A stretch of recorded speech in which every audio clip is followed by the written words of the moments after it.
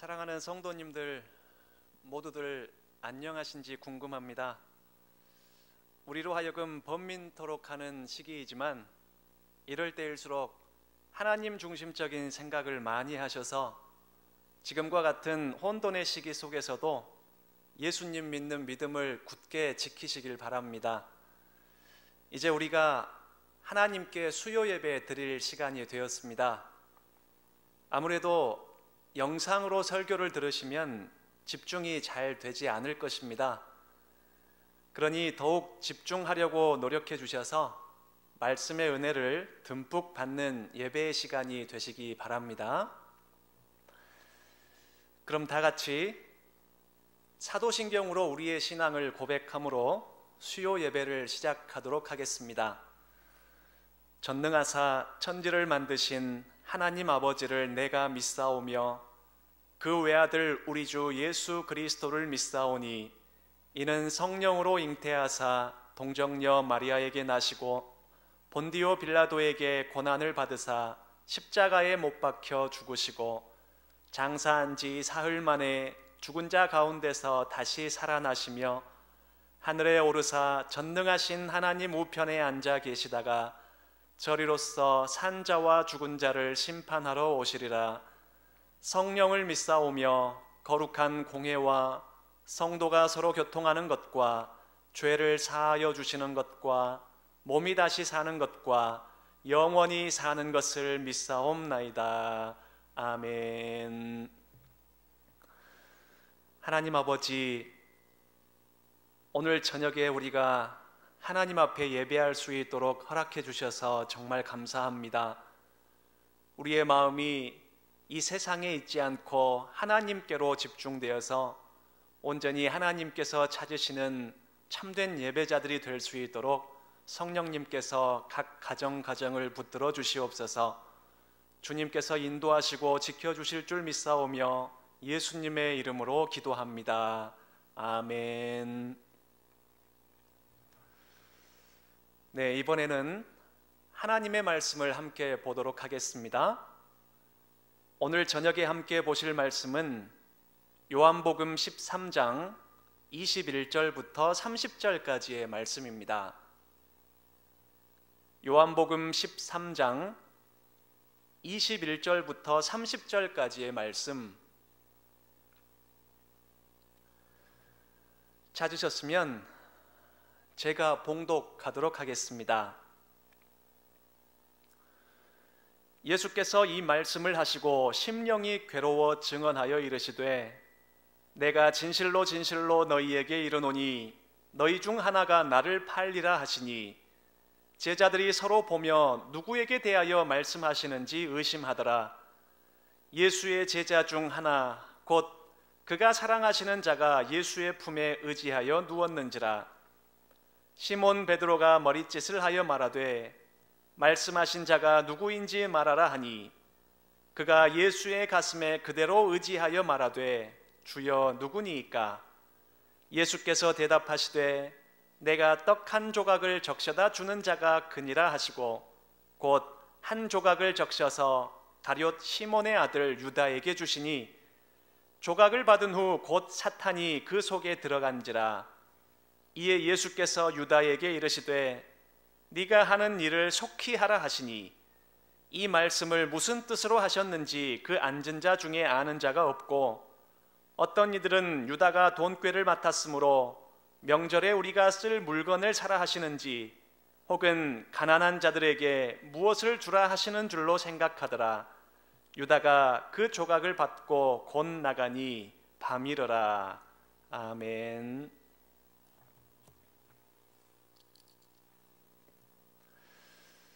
오늘 말씀은 예수님께서 증언하시는 것으로 시작되고 있습니다. 예수님이 증언을 하시긴 하시는데 그 증언을 하기가 너무나 마음이 아프셨습니다.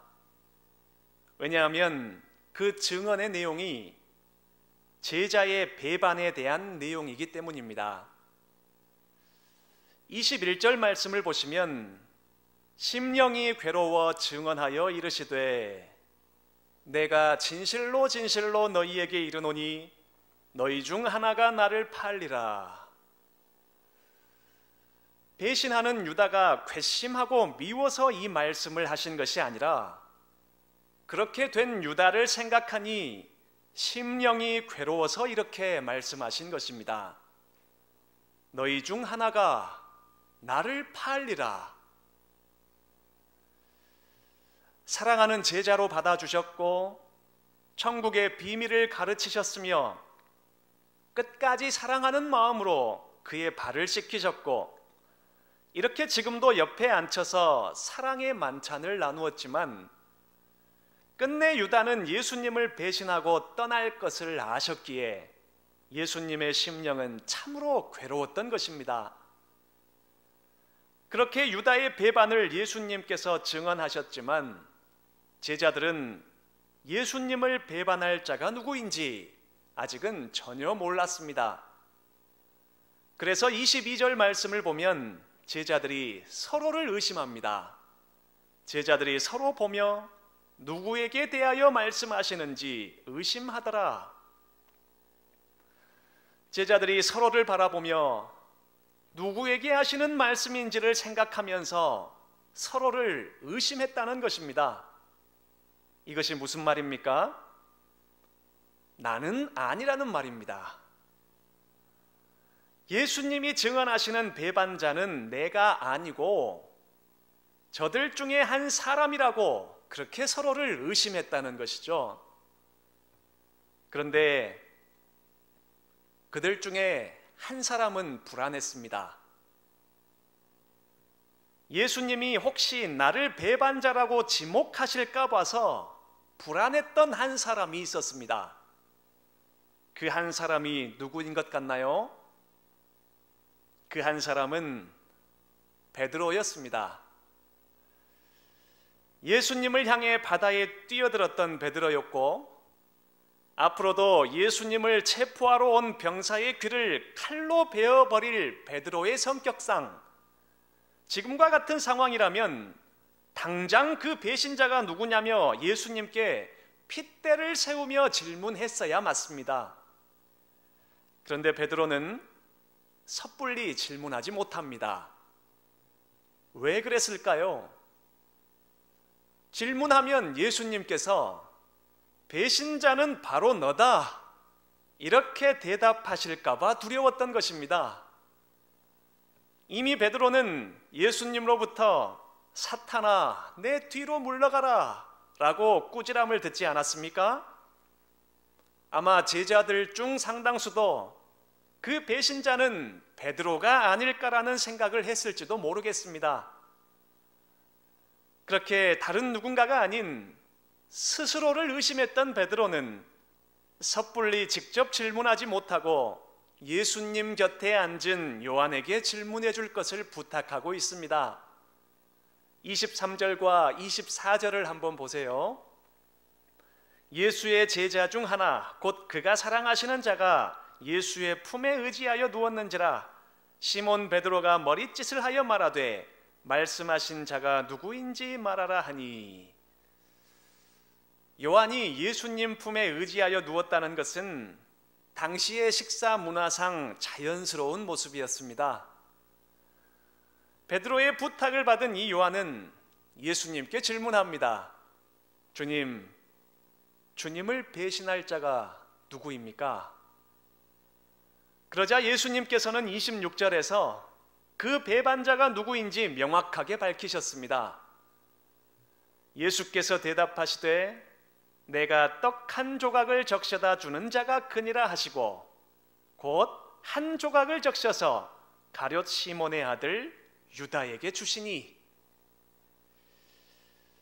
떡 한 조각을 받는 자가 나를 배반할 자라고 하시면서 떡을 적셔서 유다를 향해 건네실 때 이 예수님의 심정은 과연 어땠을까요? 나의 사랑하는 제자가 나를 배반해서 영원한 죽음의 나락으로 떨어질 것을 생각하면서 예수님은 비통한 심정을 감추지 못하셨을 것입니다. 27절 전반부를 보니 유다가 그 떡 한 조각을 받고 난 후에 사탄이 유다 속으로 들어갔다라고 말씀합니다. 이것은 예수님이 주신 떡 한 조각 때문에 유다 속에 사탄이 들어갔다는 그런 말이 아닙니다. 이미 지난 본문 2절에서 보았듯이 사탄은 이미 가룟 유다의 마음속에 예수님을 배반할 생각을 집어넣었습니다. 여기 27절에서 사탄이 유다 속에 들어갔다는 이 말은 이제는 더 이상 돌이킬 수 없는 상태가 되었다는 그런 의미입니다. 가룟 유다는 성령으로 충만해진 것이 아니라 사탄으로 충만한 자가 되어버린 것이죠. 예수님께서 비통한 심정을 가지고 배반자로 지목한 사람, 그 안에 죄가 장성해 버려서 사탄으로 충만해져 버린 사람, 그래서 더 이상 돌이킬 수 없는 상태가 되어버린 사람, 우리가 이런 사람이 되어서는 절대로 안 되겠죠. 그러려면 우리가 더욱 하나님 중심으로 생각하는 사람들이 되어야 할 것입니다. 27절 후반부를 보시면 예수님께서 유다를 향해 말씀하시기를 네가 하는 일을 속히 하라 라고 말씀을 하십니다.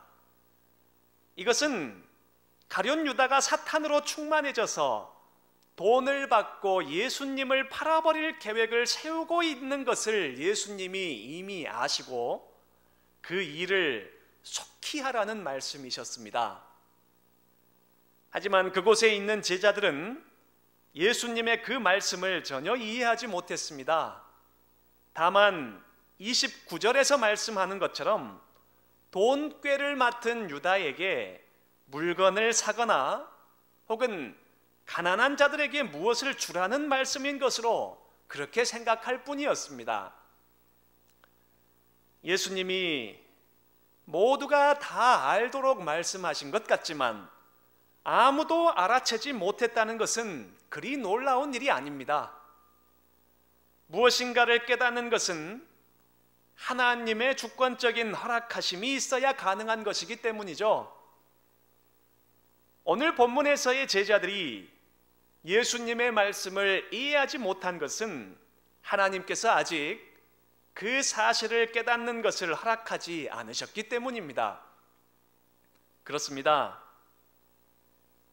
우리가 깨닫는 모든 것은 내 머리가 좋아서도 아니고 내 지성이 출중해서도 아니며 훌륭한 설명가를 만나서도 아닙니다. 하나님께서 들을 귀를 열어주시니 우리가 비로소 깨닫게 되는 것입니다. 그러니 모든 것에는 하나님의 때가 있고 섭리가 있다는 것을 알고 겸손해야 할 뿐, 내가 모든 것을 아는 신인 것처럼 교만해서는 절대로 안 될 것입니다. 유다는 결국 그렇게 예수님 곁을 떠납니다. 30절에서 유다가 그 조각을 받고 나가니 그때가 밤이었다 라고 말씀합니다. 늘 강요했듯이 요한복음에서의 밤은 단지 시기적인 의미만을 가진 것이 아닙니다. 이 가룟 유다의 영적인 상태가 그토록 어두웠다는 것을 의미하는 것이기도 합니다. 이렇게 오늘 본문의 내용을 살펴봤습니다. 배신하는 유다를 증언하시면서 괴로워하신 예수님, 혹시 내가 배신자로 지목될까 봐서 두려웠던 베드로, 사탄으로 충만해진 가룟 유다, 그리고 그런 내막을 전혀 이해하지 못하고 있는 제자들, 이런 내용의 말씀이었는데 오늘은 이 말씀으로 두 가지의 적용점을 찾아보도록 하겠습니다. 첫째, 나의 영적인 상태가 어떠한지를 하나님 앞에서 늘 점검해야 합니다. 27절 후반부에서 예수님은 가룟 유다에게 네가 하는 일을 속히 하라 라고 말씀하셨습니다. 예수님의 이 말씀을 좀 더 자세히 번역하자면 네가 하고 있는 일을 속히 하라 라는 의미입니다. 그러니 가룟 유다는 예수님을 팔아버릴 생각을 방금 전에 한 것이 아니고 이미 오래전부터 그 일을 하고 있었던 것이죠. 이미 마음으로부터 예수님을 배반하고 있었던 것입니다.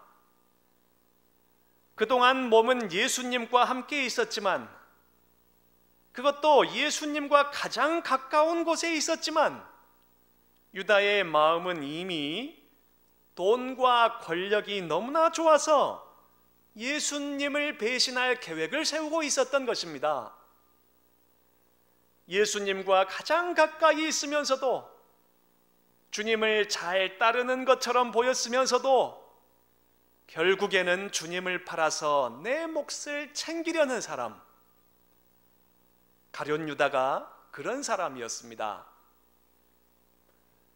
예수님은 그런 유다의 속을 다 아셨고 그 일을 속히 하라 라고 말씀하셨습니다. 그것은 명령이 아니라 질문이었죠. 네가 하는 일이 무엇이냐?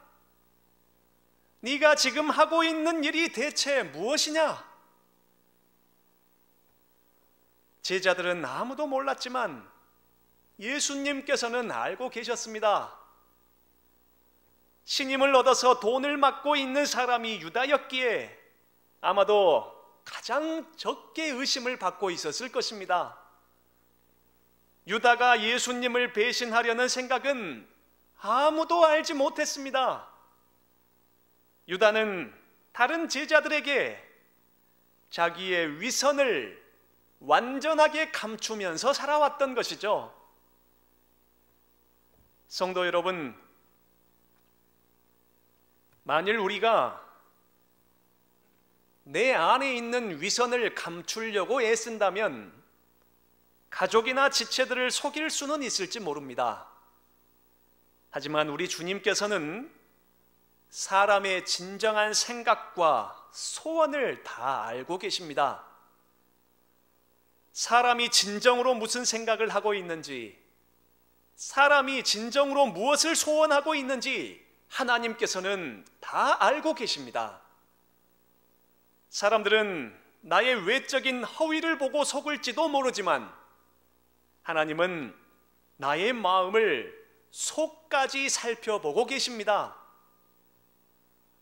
대개는 사람을 속이는 것을 목표로 삼지만 사실 사람만 속이는 것이 무슨 유익이 있겠습니까?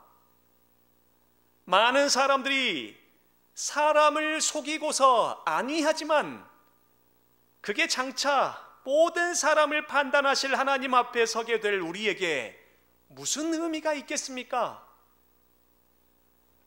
가룟 유다를 보면서도 알 수 있듯이 그런 위선은 사람을 사탄의 지배를 받는 대로 이르게 할 뿐입니다.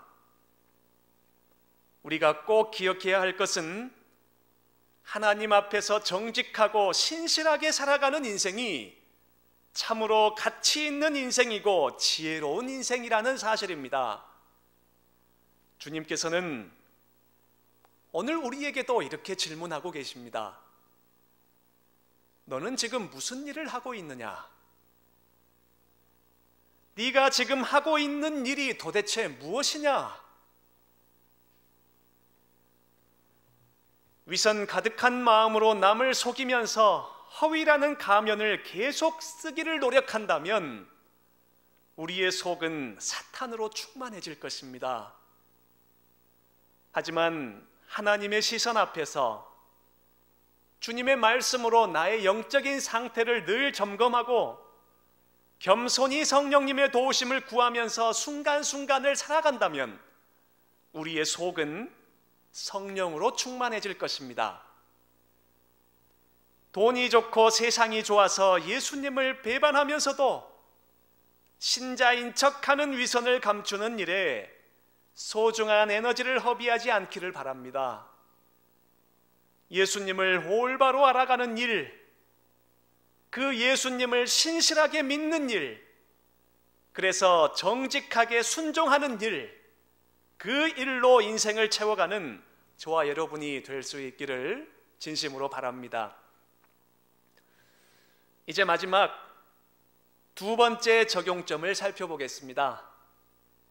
둘째는 사탄의 지혜는 어리석은 지혜라는 것입니다. 사탄의 지혜는 어리석기 때문에 결코 사탄의 지혜를 쫓아서 살아서는 안 됩니다.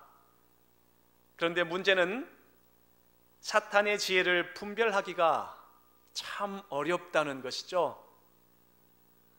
오늘 본문에서 봤듯이 가룟 유다에게 사탄이 들어갔습니다. 왜 들어갔을까요? 가룟 유다를 통해서 자기의 계획을 실행하려고 들어갔습니다. 사탄의 계획이 무엇이었습니까? 하나님의 계획을 회방하는 것이었습니다. 예수님을 통해서 택한 백성들을 구원하시는 것, 그 하나님의 계획을 방해하는 것이 바로 사탄의 계획이었습니다.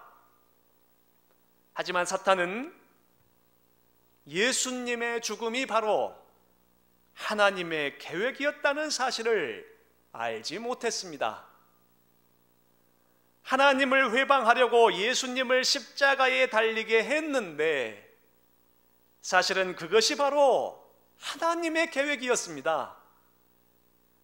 사탄이 아무리 영적인 존재이고 뛰어난 능력을 가졌다 할지라도 결국 사탄의 지혜는 어리석은 지혜라는 것을 잘 보여주는 것입니다. 사탄이 인간보다 뛰어난 능력을 가졌지만 왜 그 사실을 깨닫지 못하는 것일까요? 그 이유는 하나님께서 그 깨달음을 사탄에게 주시지 않았기 때문입니다. 지금도 사탄은 그 사실을 깨닫지 못합니다. 우리 택한 백성들은 결국에는 사탄이 멸망하고 영원한 하나님의 나라 천국이 완성될 것이라는 사실을 잘 알고 있지만 사탄은 그 사실을 아직도 깨닫지를 못합니다. 자기가 멸망하게 될 것도 모른 채로 사람들을 미혹하면서 스스로 파멸의 길을 걷고 있는 것입니다. 하나님께서 깨달음을 주시지 않았기 때문입니다. 그러니 천국을 소망하면서 살아가는 것이 참된 지혜인 줄 알고 스스로 파멸을 자처하는 사탄의 지혜를 따라 살아서는 절대로 안 됩니다. 우리가 사는 이 세상에 얼마나 많은 사탄의 지혜가 퍼져 있는지 모릅니다. 하나님을 회방하려는 사탄의 지혜가 우리 도처에 깔려 있고 수많은 사람들이 그 사탄의 지혜를 쫓아 살아가고 있습니다. 하나님 중심이 되지 못하도록 하는 이 타락한 문화들, 하나님은 없다거나 있어도 무능하다는 것을 증명하려는 시도들, 하나님께 돌려 마땅한 영광을 하나님이 아닌 다른 것으로 돌리는 상황들, 그렇게 하나님의 계획을 회방하는 사탄의 지혜들은 아무리 세상이 칭송하고 광고할지라도 그 자체가 어리석어서 결국에는 멸망하고 만다는 사실을 우리는 명심하고 살아야 합니다. 성도 여러분, 코로나19로 인한 상황으로 많이 불안하시죠? 또 그 여파로 삶이 고달프신 분들도 계실 것 같습니다. 하나님의 위로하심과 지키심이 여러분의 가정과 직장과 사업장 위에 함께 하시기를 진심으로 바랍니다. 상황적인 고난에 대해서는 우리가 이웃을 내 몸과 같이 사랑하는 마음을 가지고 정직하고 성실하게 대처해야 할 것입니다. 그런데 더 중요한 것이 있습니다. 지금은 상황적인 고난에 처해 있기도 하지만 우리 그리스도인들에게 영적인 고난도 드리워졌다는 것입니다. 세상이 더욱 교회를 기피하게 되었고, 그래서 기존의 일부 믿는 자들마저도 교회에 다닌다는 것을 숨기려는 모습이 되게 하고, 예배마저도 소홀히 여기도록 만드는 그런 상황이 되어가고 있습니다. 인간의 노력이 세상을 살린다는 인본주의적인 사상이 다시 머리를 들기 시작하고, 신의 가치, 하나님의 가치는 바닥에 곤두박질치는 그런 상황이 되어가고 있습니다. 상황적인 고난을 대처하기 이전에 우리가 무장해야 할 것은 바로 이런 영적인 사탄의 공격에 대비하는 것입니다. 오직 하나님을 우선으로 생각하는 믿음만이 이 휘몰아치는 사탄의 공격을 이겨낼 수가 있습니다. 역사적으로 우리 인류가 체험했듯이 상황적인 형통이 반드시 우리에게 복이 되는 것만은 아니었습니다. 반면 상황적인 고난이 반드시 복이 아니라는 것도 아니었습니다. 하나님의 섭리 가운데에서 상황적인 형통도 징벌이 될 때가 있었고, 상황적인 고난도 복이 되는 경우가 있었습니다. 무슨 말입니까? 우리가 지금 접한 이 상황만으로 하나님을 해석해서는 안 된다는 것입니다. 하나님은 언제나 변함없이 이 세상의 중심이 되십니다. 하나님은 언제나 온 세상의 주인이 되십니다. 언제 어디서 무슨 상황을 만나든지 하나님 중심적인 생각으로 하나님의 주권을 인정하는 것이 바로 우리가 가져야 할 모습입니다. 지금 우리가 처한 이 고난의 상황을 우리의 유한한 심령으로 다 이해할 수는 없지만, 하나님은 지금도 이 세상을 주관하시고 그분의 택한 백성을 선하게 인도하신다는 믿음을 굳게 지켜야 합니다. 믿음을 지키며 살 때 고난은 필연이 될 것이라고 성경은 우리에게 이미 예언하셨습니다. 세상이 교회를 기피하고 우리의 삶이 고달파지고 가까운 이웃들이 성도인 나를 공격해도 하나님을 신뢰하며 믿음을 끝까지 지킨다면 끝내는 하나님께서 우리를 지켜 영광스럽게 세워주실 것입니다. 이제 오늘 말씀을 마치려고 합니다. 성도 여러분, 늘 하나님 중심적인 생각을 품으시고 하나님 앞에서 나의 영적인 상태를 잘 점검하시기를 바랍니다. 그리고 사탄의 지혜는 어리석은 것이라는 것을 명심하실 뿐만 아니라 이 세상이 따르는 대부분이 사탄의 지혜라는 것을 생각하시고 세상의 이치가 아니라 성경의 가치관대로 살아가려고 노력하시기를 바랍니다.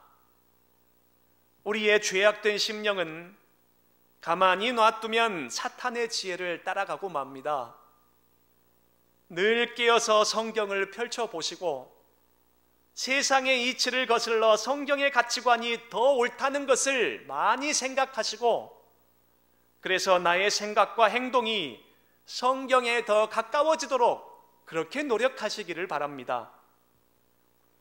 우리가 비록 이렇게 각자 흩어져 있지만 각 처소에서 믿음을 신실하게 지켜 살다가 다시 만날 때에는 하나님과 서로에게 부끄러움 없이 믿음을 잘 지켰노라고 그렇게 고백하면서 서로를 반갑게 맞이하는 우리가 될 수 있기를 바랍니다. 조금만 더 힘을 내시고 믿음을 굳게 지키시기 바랍니다. 우리의 하나님께서 그분의 지켜주심과 도우심과 위로하심의 은혜를 중동교회 모든 성도들에게 부어주시기를 간절히 소망합니다. 함께 기도하시겠습니다. 하나님 아버지, 오늘 저녁에도 저희가 하나님 앞에서 예배할 수 있도록 허락해 주셔서 주님의 말씀으로 은혜를 누리게 하시니 감사합니다. 가만히 놔두면 세상의 이치에 맞춰 살아가 버리는 저의 연약함을 주님께서 잘 아시오니 늘 하나님 앞에서 나의 영혼을 점검하며 살아가도록 지켜주시옵소서. 스스로 파멸의 길을 자처하는 사탄이 뿌려놓은 세상의 어리석은 지혜들을 쫓아 살지 않도록 지켜주시고 늘 하나님의 말씀 성경을 가까이 하며 성경의 가치관대로 순종하며 살아가도록 인도해 주시옵소서. 주님, 코로나19로 온 세상이 힘들어하고 있습니다. 각자가 하나님의 시선 앞에서 영혼을 사랑하는 마음으로 맡겨진 일에 성실하고 최선을 다함으로 이 힘겨운 상황들을 잘 극복해 나갈 수 있도록 도와주시옵소서. 또한 저희가 하나님 중심적인 생각으로 하나님의 주권을 더욱 깊이 신뢰함으로 더 맹렬해진 사탄의 영적인 공격에 무너지지 않도록 지켜주시옵소서. 영원한 죽음에 처할 수밖에 없던 저희를 영원한 생명으로 채워주신 예수님의 이름으로 기도합니다. 아멘. 이제 축도함으로 수요 예배의 모든 순서를 마치도록 하겠습니다. 주 예수 그리스도의 은혜와 하나님의 사랑과 성령의 교통하심이 혼돈과 고난의 상황 속에서도 흔들리지 않고 하나님 신뢰하는 믿음을 굳게 지키기로 다짐하는 중동교회의 모든 성도 머리머리 위에 지금부터 영원토록 함께 있을지어다. 아멘.